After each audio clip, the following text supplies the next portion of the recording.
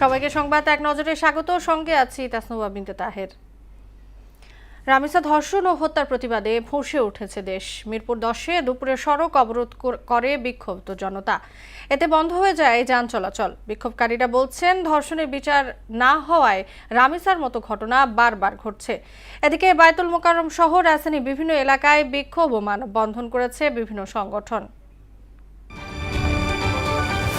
পল্লবীতে রামিসা হত্যাকারী সোহেল রানা একজন পেশাদার অপরাধী বলে জানিয়েছেন ঢাকা মহানগর ডিবি প্রধান শফিকুল ইসলাম। তিনি বলেন, তার বিরুদ্ধে একাধিক মামলা রয়েছে।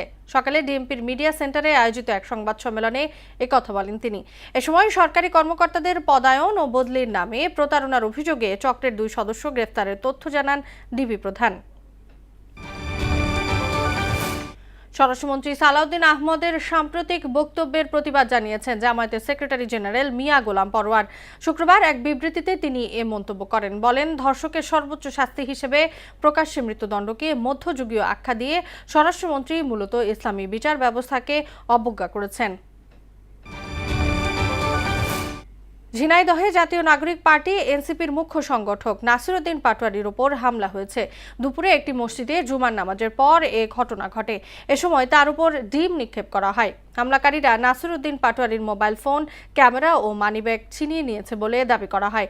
এতে দলীয় কয়েক যুবক আহত হন।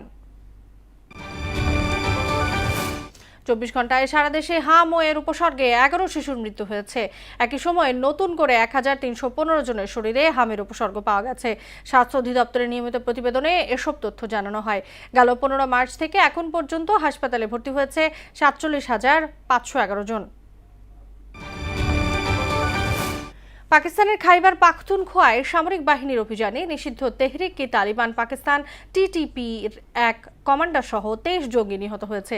দেশটির আইএসপিআর এক বিবৃতিতে এ তথ্য জানায়। নিহত কমান্ডার জান মীর সামরিক ও নিরাপত্তা বাহিনীর সদস্য এবং পাকিস্তানের পুলিশ ও নিরাপত্তা বাহিনীর ওয়ান্টেড তালিকায় ছিলেন।